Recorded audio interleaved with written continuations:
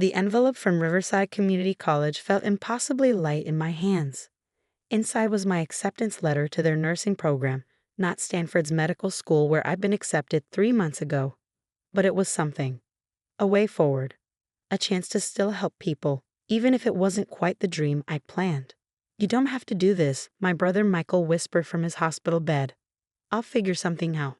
Maybe another clinical trial." I shook my head, forcing a smile.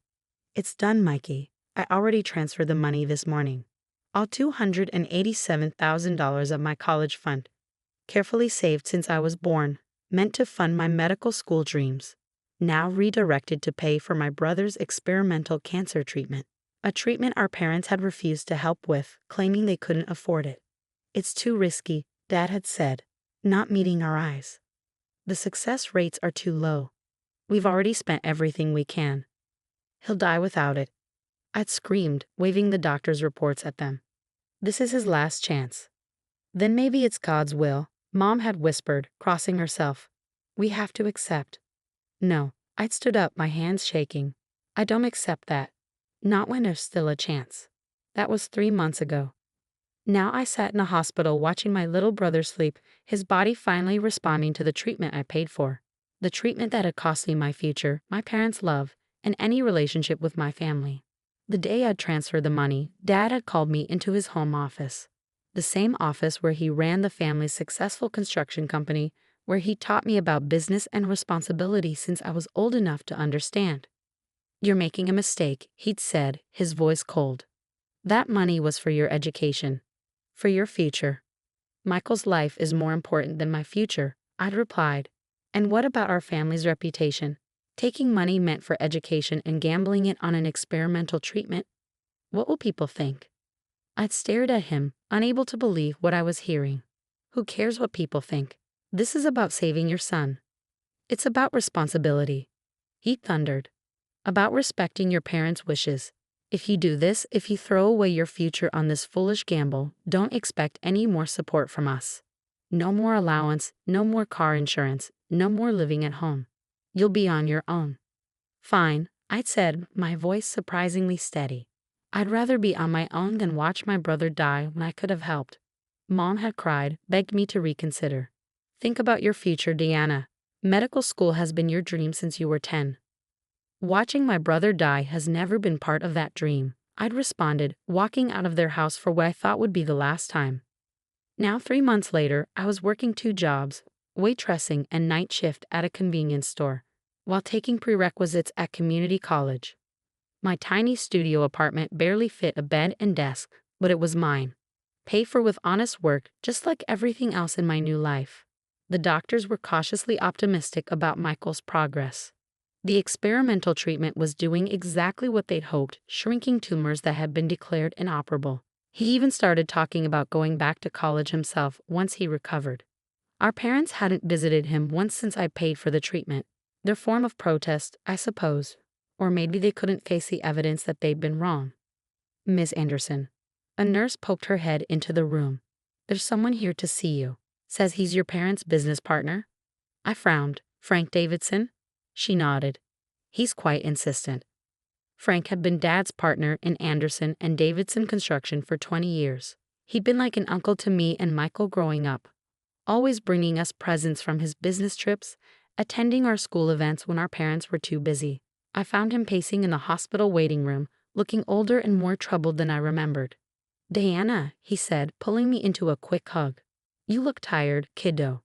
"Working 2 jobs will do that," I replied. "What brings you here, Uncle Frank?" He glanced around the waiting room, then pulled me into a quiet corner. "There's something you need to see. Something I've been struggling with since I found out what happened with Michael's treatment." He pulled out a thick folder from his briefcase. "These are financial records from the company, specifically from a special account your father set up 3 months ago." I took the folder, my hands trembling slightly as I opened it. Inside were bank statements, transfer records, investment documents. "I don't understand," I said, scanning the numbers. "This shows a transfer of $500,000 right around the time Michael needed the treatment. But Dad said they couldn't afford." "Keep reading," Frank urged quietly. I flipped through more pages, my confusion growing. "These are receipts for A vacation house in the Bahamas? A new yacht? But how could they afford this if they couldn't help Michael? Frank's face was grim. There's more. Check the source of the funds. I turned to the original transfer document and felt my world tilt sideways. The money had come from a trust fund, my trust fund. Not my college fund that I donated to Michael's treatment, but a separate account I'd never known existed. Your grandmother left it to you, Frank explained softly. It was supposed to be given to you on your 25th birthday. Your parents were trustees, meant to manage it until then. But they used it to buy themselves luxury items while claiming they couldn't afford to save their own son. My voice cracked. How could they? That's not all, Frank said, pulling out another document. Look at the date they transferred the money. One day after you used your college fund for Michael's treatment.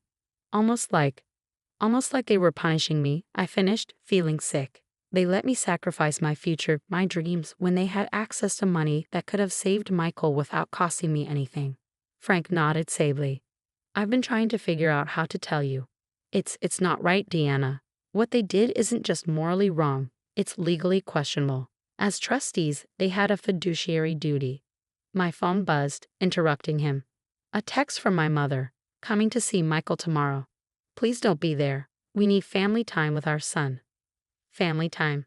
After 3 months of ignoring him, of letting me work myself to exhaustion trying to build a new life while caring for my brother, they wanted family time. I looked at the documents in my hands, then at Frank's worried face. Uncle Frank, I said slowly, I'm going to need copies of everything. And maybe the name of a good lawyer. He reached into his briefcase again. Already got them right here, kiddo, and I know just the person you should talk to. I hugged the documents to my chest, thinking about all the nights I cried myself to sleep, believing I'd lost my family's love by defying their wishes to save my brother. All the times I doubted my decision while working double shifts on 3 hours of sleep. Little did I know, this was just the beginning.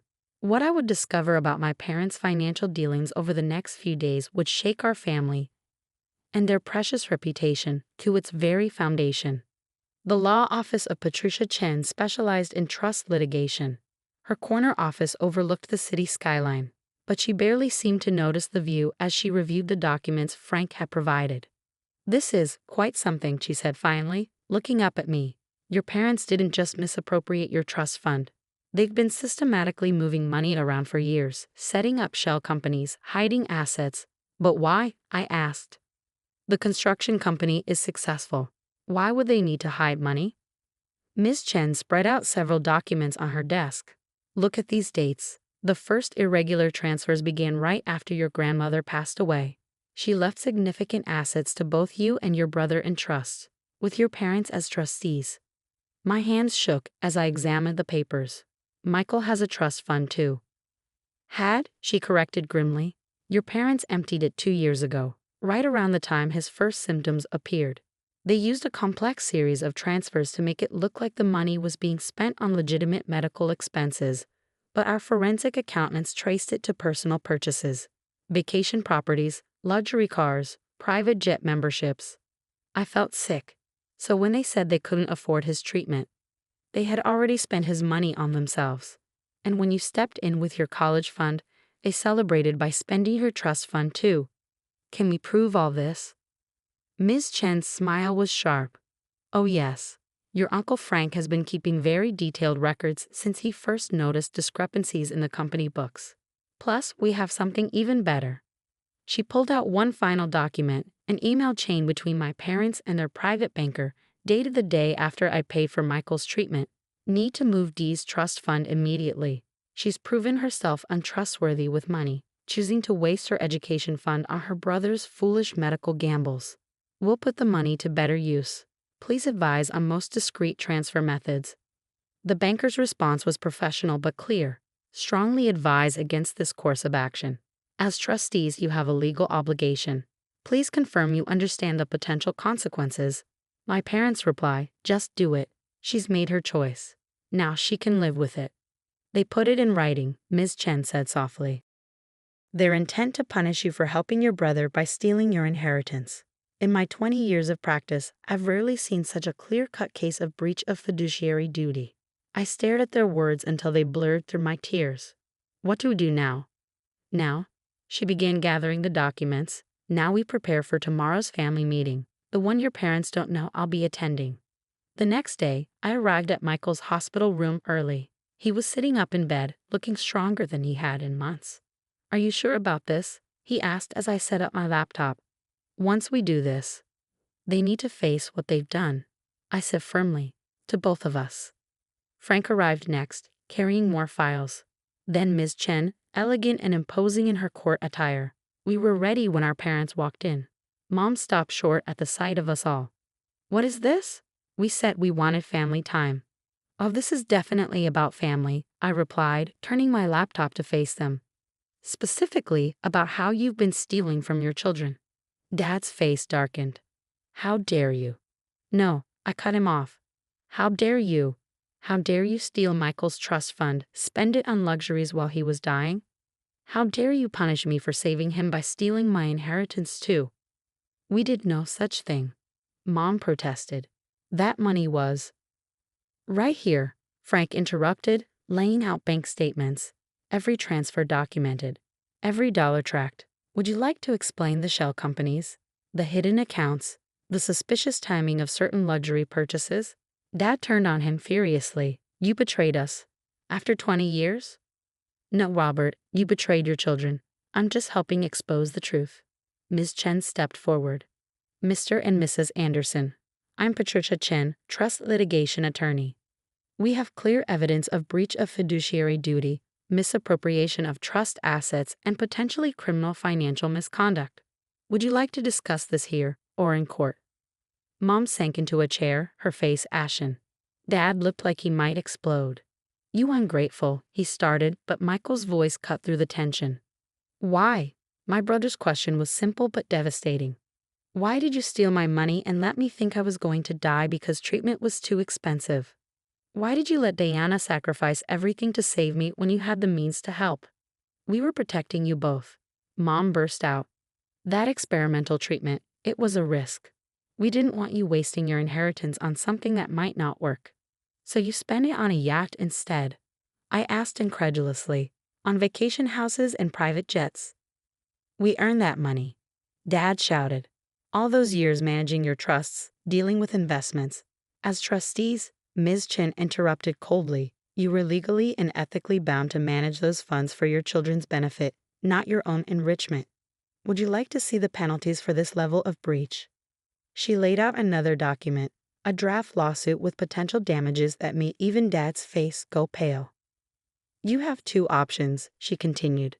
"One, we take this to court. Every detail becomes public record.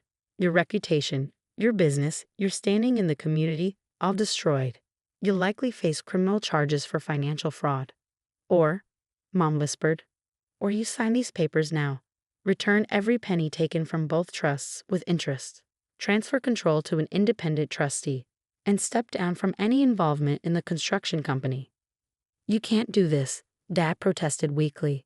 "The company is my life's work." "The company has my name on it too," Frank reminded him, "and I have enough documentation of financial irregularities to trigger a full audit.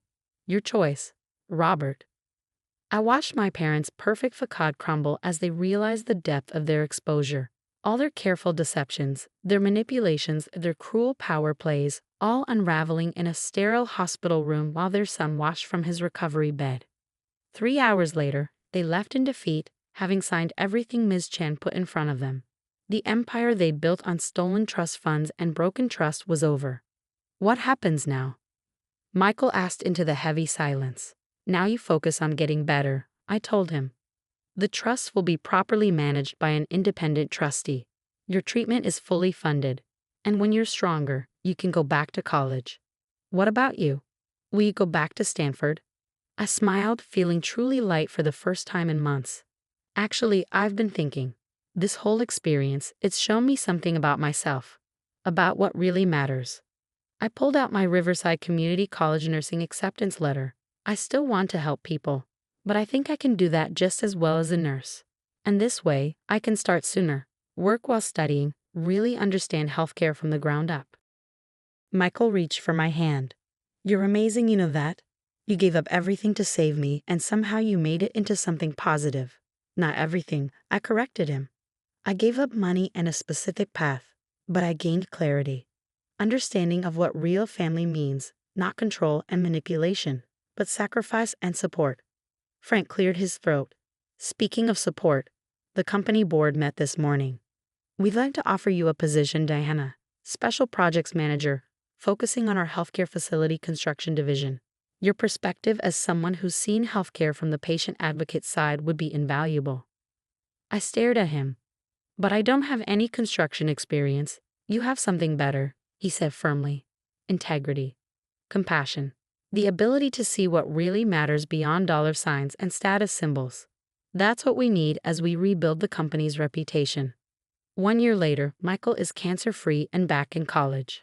I'm halfway through my nursing program, working part-time with Frank's company to help design more patient-centered healthcare facilities.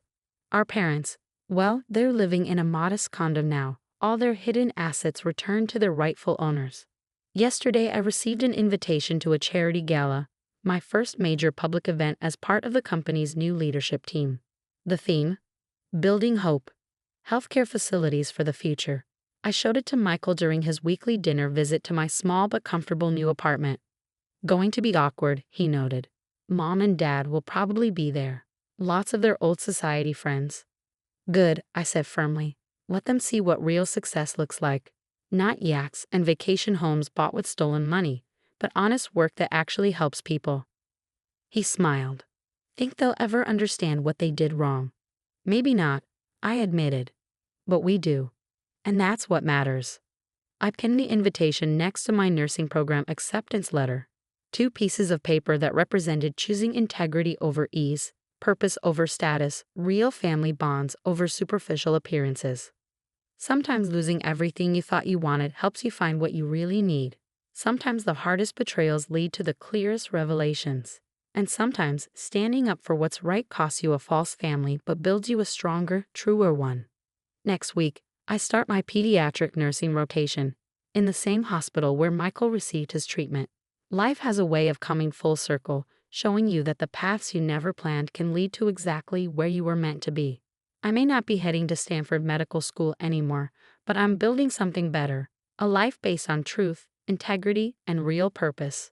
And no trust fund in the world is worth more than that.